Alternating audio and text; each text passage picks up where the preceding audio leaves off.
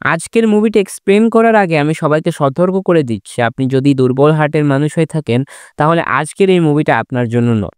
নানান ধরনের অসামাজিক কাজের সাথে জড়িত একটা পরিচয়হীন হলিগান গ্রুপের কাছে একজন অজ্ঞাত ব্যক্তির কন্ট্যাক্ট আসে যে তাদেরকে একটি বৃদ্ধের বাড়ি থেকে কয়েকটা ভিএচএস টেপ চুরি করে নিয়ে আসতে হবে, যার বিনিময়ে তাদেরকে মোটা অঙ্কের টাকা দেবে সে।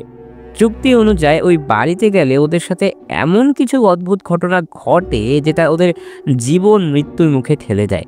কিন্তু সামান্য কটা ভিএচএস টেপের জন্য কেউ এত টাকা কেনই বা দেবে? আসলে কি রয়েছে ওই বাড়িতে? শোনা যায় এই মুভি মুক্তির পর বেশ কিছু দেশে নিষিদ্ধ পর্যন্ত হয়েছিল। ওরা কি আদেও ওই বাড়ি থেকে বেঁচে ফিরতে পারলো? এই নিয়ে আজকের গল্প ভয়েস অফ সিনেমাতে ভিএচএস। মুভি শুরু হয় একটা ক্রিমিনাল বয় গ্রুপের কাণ্ড দেখে। তারা বিভিন্ন ধরনের বেআইনি কাজ করে বেড়ায়, যত ধরনের আপত্তিকর অসামাজিক কাজ আছে তারা সেটাই করে। যেমনটা কোনো পথ চলতি মেয়েকে ধরে তার গায়ের জামা কাপড় খুলে মেয়েটার অন্তরঙ্গের ভিডিও ধারণ করে বিভিন্ন পর্নোগ্রাফি সাইটে আপলোড করা থেকে শুরু করে লোকের বাড়ি ঘরে ঢুকে সেটাকে ভাঙচুর করা কিংবা কোনো বন্ধ দোকানে হামলা চালানো, এই কাজগুলো তারা নিজেদের পরিচয় লুকিয়ে করত।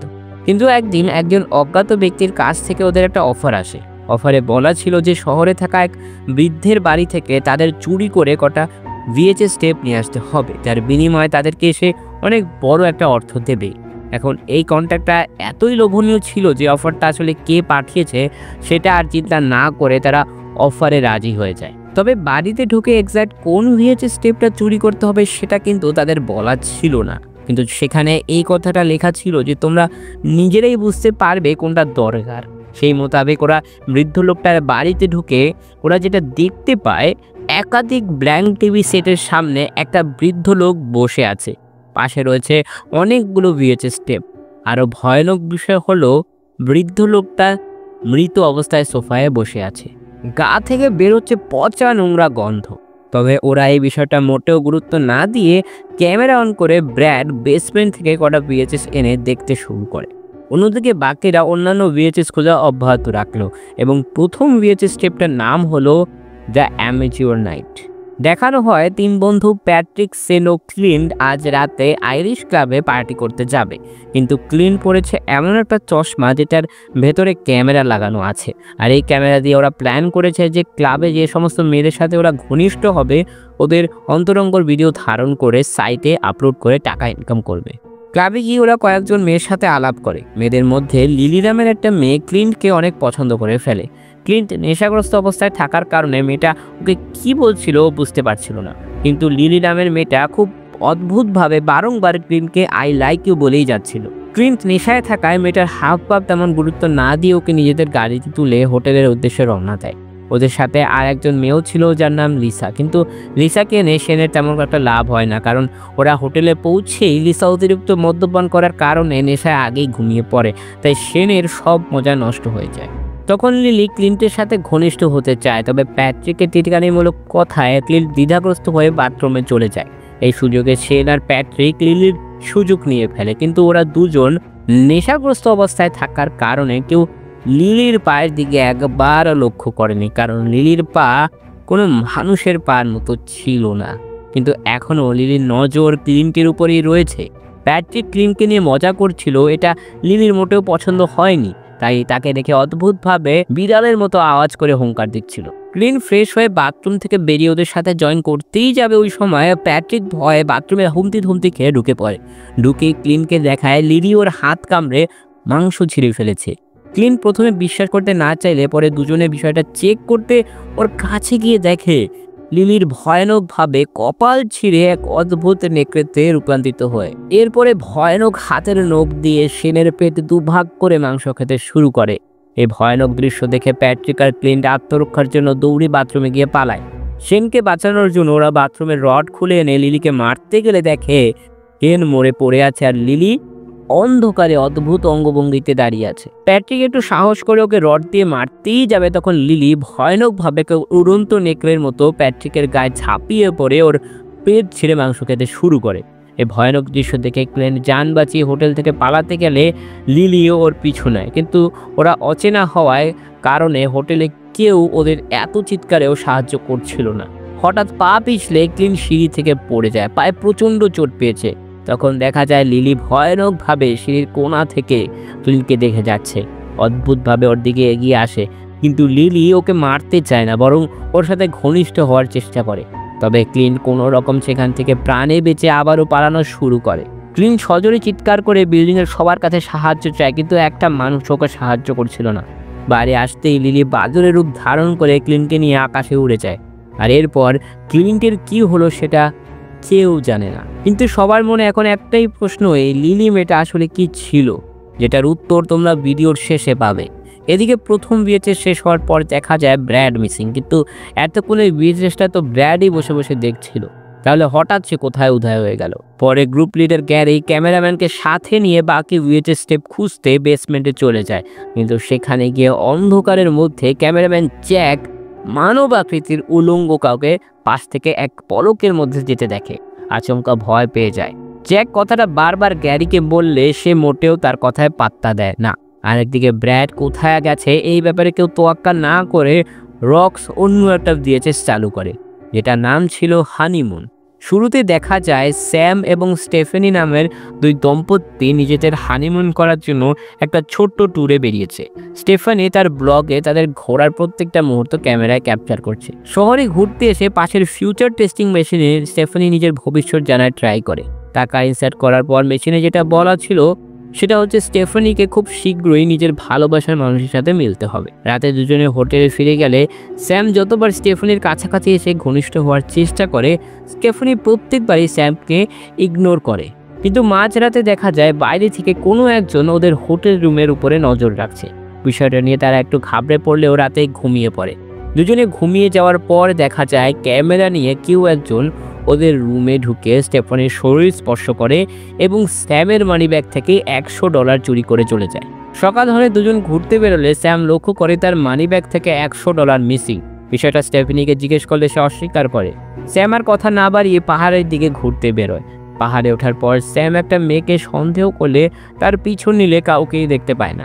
অচেনা কাউকে দিয়ে পাহাড়ের কিনারায় নিজের ছবি তুলে রাতে হোটেলে ফিরে আসে, কিন্তু মাঝরাতে আবার ঘটে মর্মান্তিক এক ঘটনা। দেখা যায় সেদিন রাতের অজানা সেই ব্যক্তি তাদের রুমে ঢুকে ছুরি দিয়ে স্যামের গলা কেটে মেরে ফেলতেই বাথরুমের আয়নায় দেখা যায় স্টেফানি এক অদ্ভুত মুখোশ পরে রক্তাক্ত ছুরিটা পানিতে ধুচ্ছে, এবং দেখা যায় সেই অজানা মানুষটা একটা মেয়ে যাকে আমরা স্টেফানির সাথে ঘনিষ্ঠ হতে দেখি।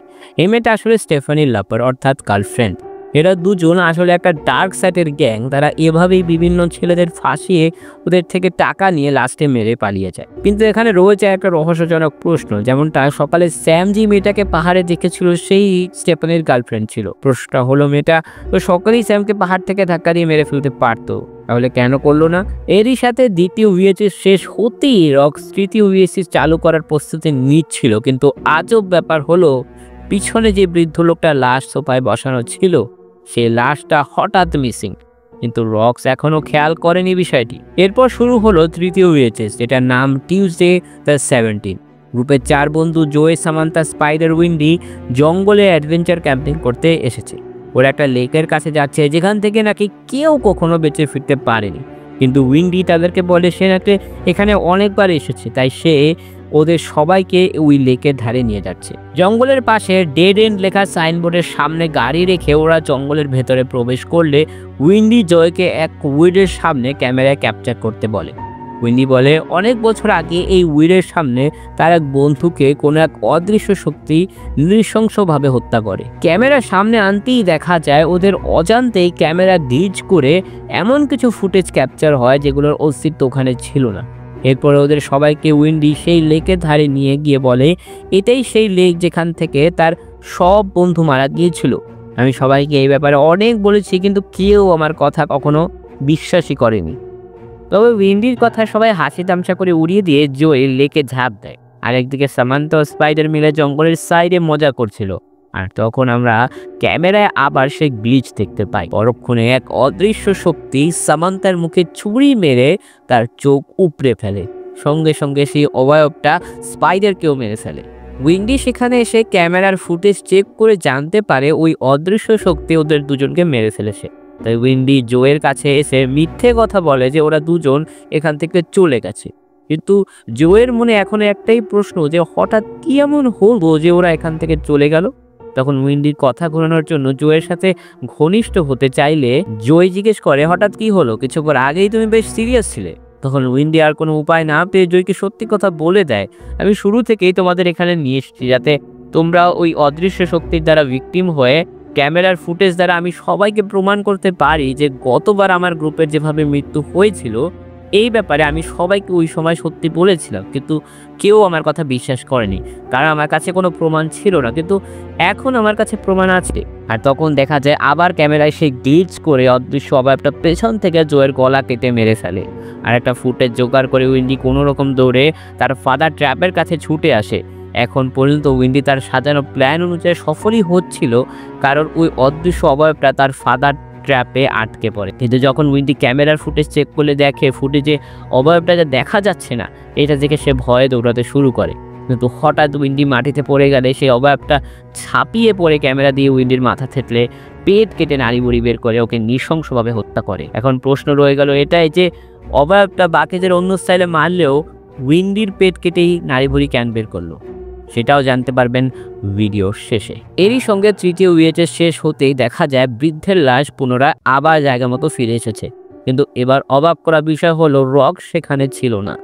গ্যারি এবং জ্যাব টিভি সেটের সামনে আসলে গ্রুপের কাউকে না পেয়ে জ্যাককে বাকি VHSগুলো চেক করতে বলে বাকি মেম্বারদের খুঁজতে বেরিয়ে পড়ে গ্যারি। এই VHS টেপটার নাম হলো the sick thing that happen to Emilian. এই গল্পের শুরুতে আমরা দুজন কাপল এমিলি ও জেমসকে ভিডিও কলে কথা বলতে দেখি। জেমস পেশায় একজন ডাক্তার, তাই ডিউটির কারণে তাকে বেশিরভাগ সময় বাইরে থাকতে হয়। এমিলি জানায় তার হাতের স্পেসিফিক এক জায়গায় প্রচণ্ড চুলকানো হয় এবং মাঝে মাঝে অনেক ব্যথাও অনুভব হয়। আর এখন ও যেই নতুন ঘরে শিফট হয়েছে সেটা ওর কাছে হন্টেড মনে হয়। মাঝে মাঝে উপরের ঘর থেকে পায়ে হেঁটে চলার শব্দ পাওয়া যায় আর কোনো মহিলার কান্নার আওয়াজ শোনা যায়। তবে ছোটবেলায় আমার একটা বদ অভ্যাস ছিল যে আমি স্বপ্নে যেটা দেখতাম সেটাকেই বাস্তবে মনে করতাম, কিন্তু এবার এটা মোটেও না। তবে জেমস তাকে সান্ত্বনা দিয়ে বলে বাড়িতে একা থাকার কারণে এই ধরনের জিনিস আমাদের মনে হতেই পারে, ও নিয়ে চিন্তার কিছু নেই। কিন্তু সেদিন রাতে ভিডিও কলে কথা বলার সময় ঘটে এমন এক ঘটনা, একটা ছোট্ট বাচ্চার অদৃশ্য ছায়ার মতো এসে এমিলির বেডরুমের দরজা থাপ করে লাগিয়ে দিয়ে যায়। পুরো বিষয়টা তাৎক্ষণিক হওয়ার কারণে জেমস বলে সে ঠিক মতো কিছু দেখেনি। তখন এমিলি কিছুটা রেগে গিয়ে বলে, আমি যখন মরে যাব তখন তুমি দেখবে, তাই না? আরেকদিকে এমিলির হাতের চুলকোনো অনেক বেড়ে গেলে এমিলি বলে ভিতরে কিছু তো একটা আছে যেটা আমাকে বিরক্ত করছে। এমিলি তখন জেমসকে বলে যদি আজ রাত ভিডিও কলে কথা বলার সময় কিছু ঘটে তাহলে তুমি সঙ্গে সঙ্গে সেটা রেকর্ড করে নেবে। তো সেই মতো রাতে আবার সেই আওয়াজ শুনতে পেয়ে জেমসকে রেকর্ড অন করতে বলে এমিলি পাশের রুমে গিয়ে চেক করতে চায়, আর তখন এটা দেখা যায়। এমিলি ভয় তাড়াতাড়ি গিয়ে রুমের দরজা লাগিয়ে দেয়, কিন্তু দুর্ভাগ্যবশত জেমস আবারও রেকর্ড বাটনে প্রেস করতে ভুলে যায়। পরদিন সকালে এমিলির হাতের চুলকোনো মাত্রা বেড়ে গেলে তার ধৈর্যের সীমার শেষ হয়, তাই নিজের হাত কেটে ভেতরে কিছু একটা শক্ত অনুভব করলে কাঁটা চামচ দিয়ে সেটাকে খুঁজে বের করার চেষ্টা করে। জেমস ওকে ইনফেকশন হওয়ার ভয় দেখিয়ে বলে তুমি এখনই কিছু করো না, তাহলে বড় কোনো সমস্যা হতে পারে, আমি কাল সেটাকে চেক করব। তো সেদিন রাতে ঘটে আবার হন্টেড কিছু। এমিলি পাশের রুম থেকে পায়ে হেঁটে চলার আওয়াজ পাচ্ছে, তাই ঠিক করলো সে চোখ বন্ধ করে পাশের রুমে যাবে, কারণ এতে ও ভয় পাবে না আর জেমস এই পুরো বিষয়টা ভালো করে পর্যবেক্ষণ করতে পারবে। সেই মতো পাশের ঘরে ঢুকলে ওর সাথে ঘটে যায় ভয়ানক কাণ্ড। রেডিয়েশন ফ্ল্যাশ হওয়ার কারণে এমিলি ওর জ্ঞান হারায়, আর দেখা যায় এমিলির বডির পাশে দুজন অদ্ভুত মহিলা বসে আছে। আর পরক্ষণেই দেখা যায় জেমস ভিডিও কল থেকে উঠে এসে আগমন হয় এমিলির ঘরে। জেমস কিন্তু ওই দুজন মহিলাকে দেখে কোনো প্রতিক্রিয়াই করে না। একটা ছুরি নিয়ে এমিলির পেট কেটে একটা ভ্রণ বের করে যেটা মহিলাকে দিয়ে দেয়। সেদিন রাতে ওর সাথে যা হয়েছিল সেটা রেডিয়েশন ফ্ল্যাশ হওয়ার কারণে ও সব কিছু ভুলে যায়, মানে ওর সাথে যা হয়েছিল ওর কিছুই মনে নেই। আসলে জেমস শুরু থেকেই ওর উপরের ভিডিও কলে নজর রাখছে এবং সে সব কিছু আগে থেকেই জানতো। আর এমিলি যে তার হাতে উঁচুমতো একটা অনুভব করতো, ওটা ছিল আসলে একটা জিপিএস ট্র্যাকার, যেটা জেমস ওর হাতে অনেক আগেই ফিট করে রেখেছিল যখন ওর জ্ঞান ছিল না।